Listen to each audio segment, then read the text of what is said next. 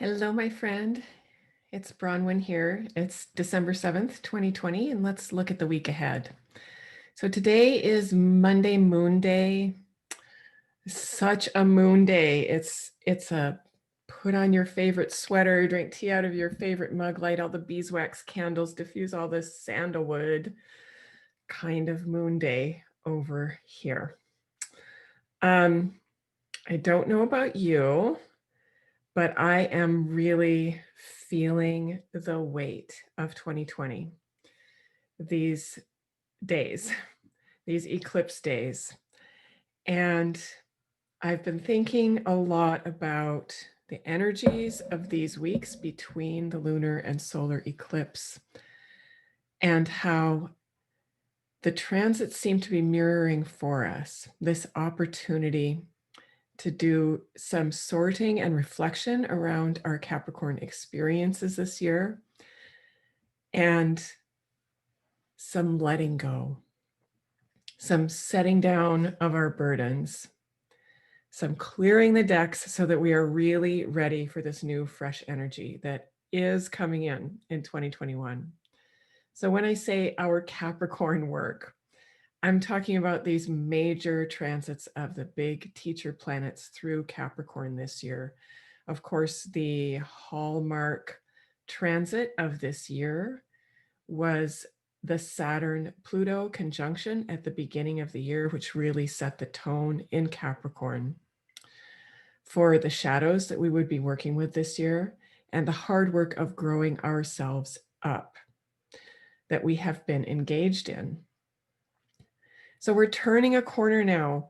We are just about finished with this 2.5-year cycle of Saturn through Capricorn, where he is so happy, Saturn being our structures, right? Our teacher planet that teaches us how to manifest through the hard work of our souls, the hard work of authenticity, the hard work of being responsible to ourselves and others. That's Saturn's function in our lives. And his happy place, his traditional rulership, one of them is Capricorn. So he's very powerful in this sign. And he's been there for 2.5 years, really helping us to work through and grow ourselves up in the Capricorn part of our chart. Now, of course, at the beginning of this year, 2020, he met up with Pluto in Capricorn, Pluto being the king of the underworld, husband of Persephone, he who rules over both the land of the dead and the deep veins of gold that are lying in wait for us in the underworld. So Pluto's all about transformation and shadow work and encountering our deepest fears, both collectively and individually. So you can see when we put those two archetypes together, Saturn, growing ourselves up, doing our hard work to be authentic, to be real, to be true to our work in the world, and Pluto, our shadows, descending to the underworld to find those treasures, but also encounter and deal with the shadows. We can see a pretty accurate reflection of what we have all been experiencing, again, both collectively and individually this year in that Capricorn house of our chart. So 2.5 years, 1 year. There's also a 20-year cycle that's getting ready to renew, which is when Saturn meets up with Jupiter. Once every 20 years, that great conjunction. So what we're doing these weeks, just this small moment in time before these big shifts happen. It's in lunar terms, we talk about the balsamic phase, right? That very last phase before the new moon, when our job is to distill our experiences down to their very essence and decide what is that small, perfect essence that we want to carry over into the next cycle. So really, we are doing that with all of this intense Saturnian work that we've been engaged in for a year, 2.5 years, 20 years. We're doing that work right now. So if you feel a little weighted down, if you're tired, if things feel heavy, it's no wonder. And also, I can tell you, it's going to lift. Now is the time to use the weightiness of this moment to reflect very honestly on the ways that you have grown and the ways that you still need to grow as we enter into this new cycle. Of course, we never transit through these things perfectly. There's always work that remains undone.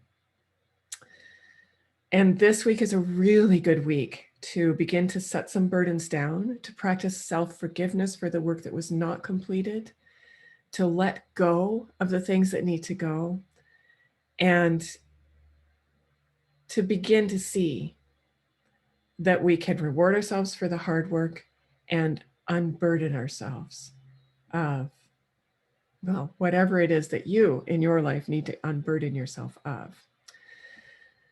So narrowing it down to what's happening just this week. So today, as I sit here with you, Monday the 7th of December, 2020, we are at a last quarter moon in Virgo. So again, we're thinking about the culminating of a longer cycle. So the moon, of course, we think of her 30-day cycles, 29 days to work all the way through her synodic cycle with the sun and go through all of her phases. But she also has longer phases.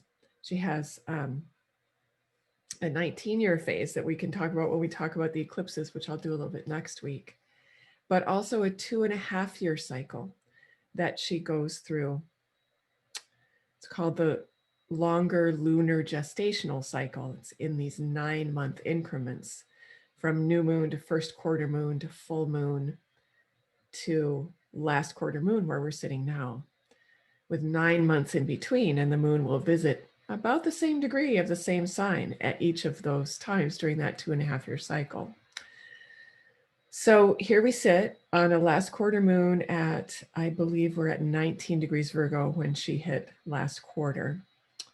And this is echoing back to a 17-degree Virgo new moon that we had in September, first week of September, 2018. So if you have important placements in the last 10 degrees of Virgo,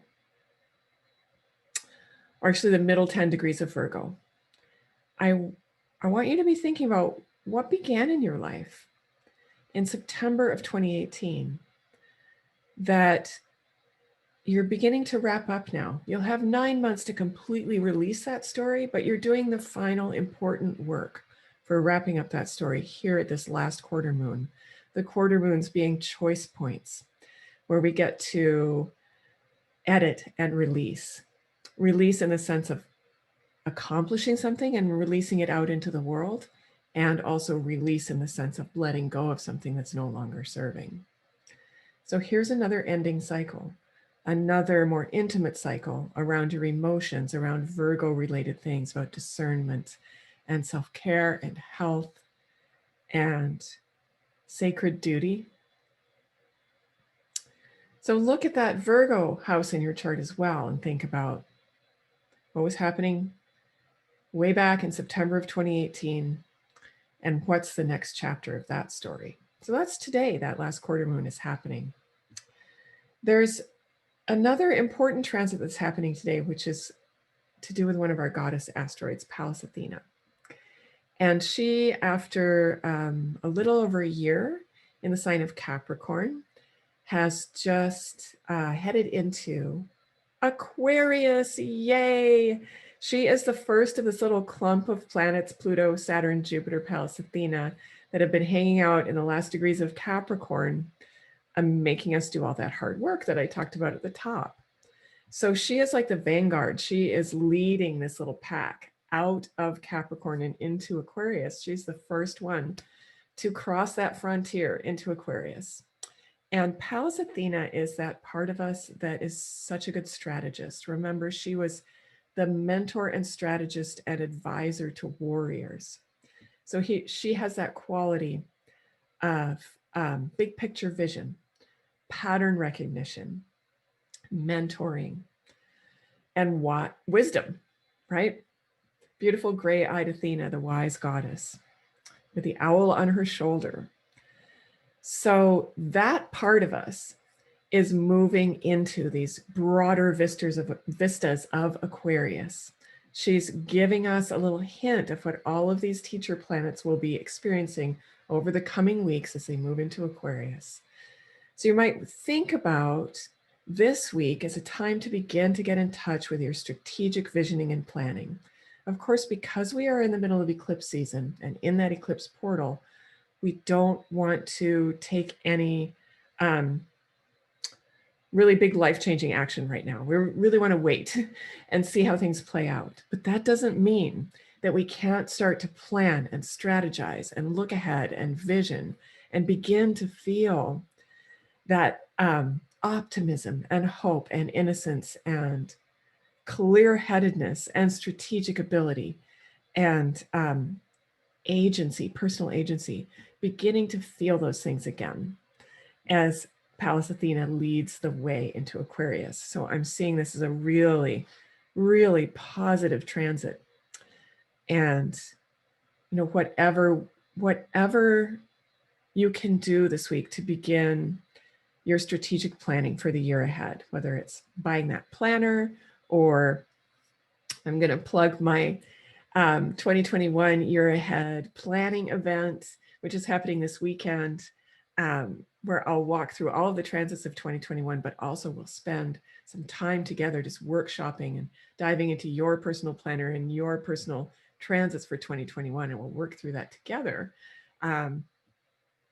in a very strategic Pallas Athena-like way. So that's something else you could do if you'd like. But whatever your planning process for the new year is, you might want to initiate it this week as Pallas is moving into Aquarius. It'd be a great use of the time.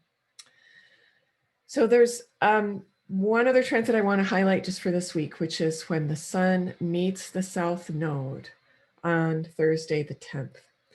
And the South Node being, of course, one of that pair, the North Node and the South Node, sometimes called the nodes of fate or the lunar nodes.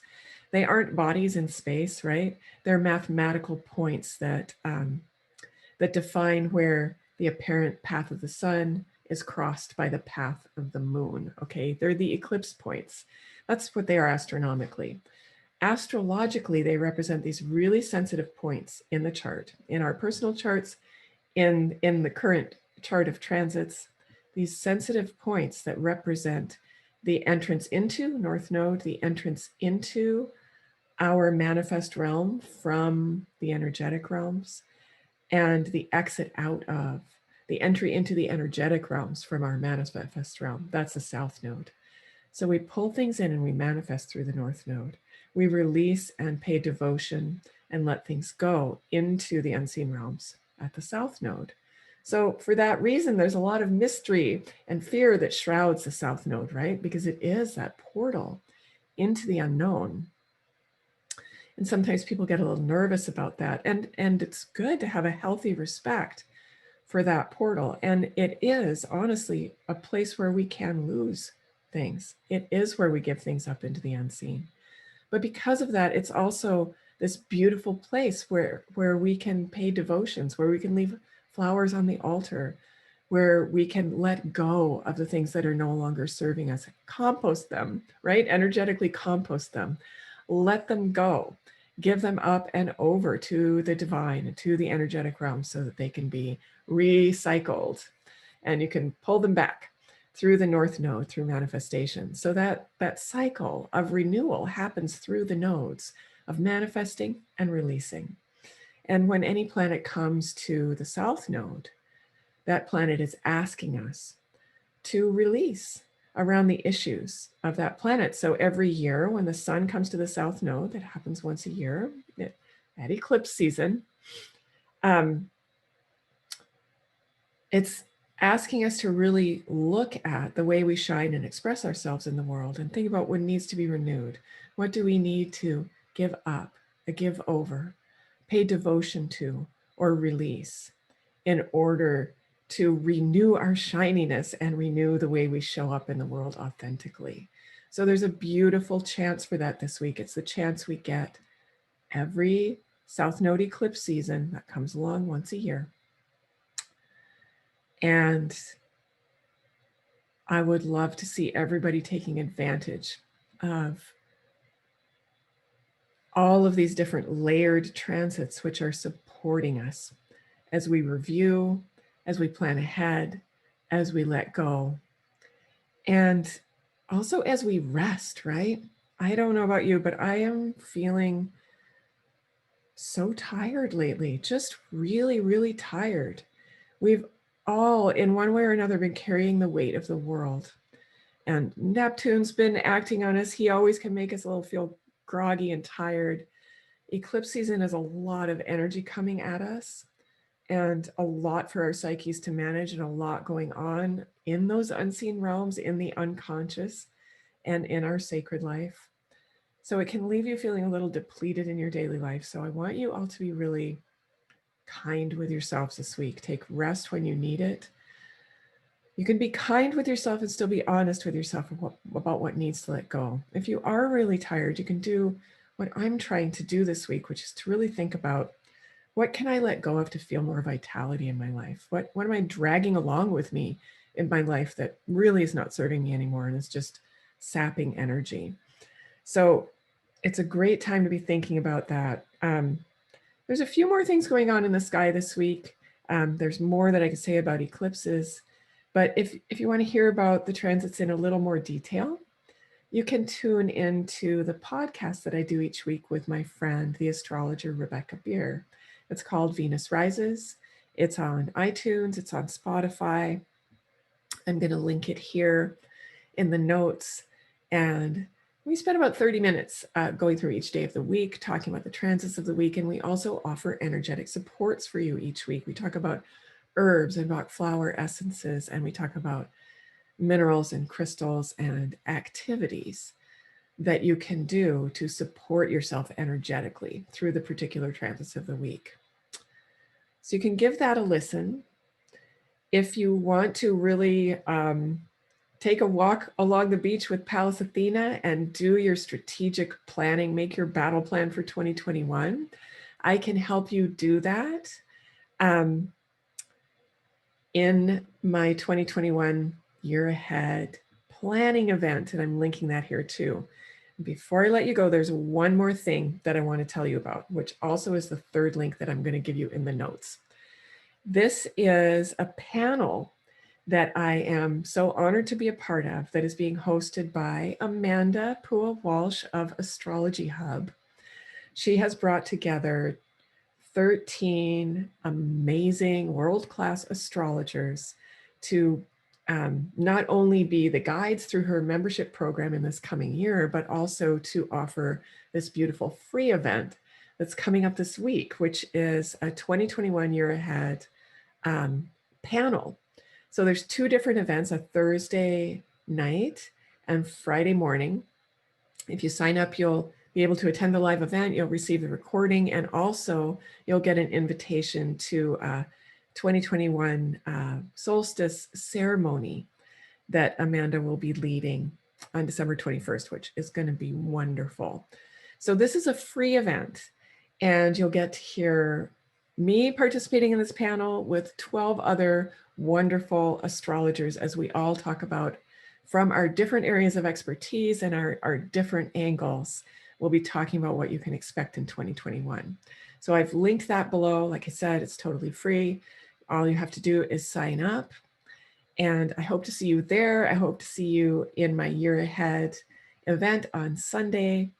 And I hope to see you in the comments. Let me know what it is that you are letting go of this week that's going to help you to rise up and fly with these Aquarian energies that we're coming into in the next year. Okay, lots of love to you. I will see you next week. Bye for now.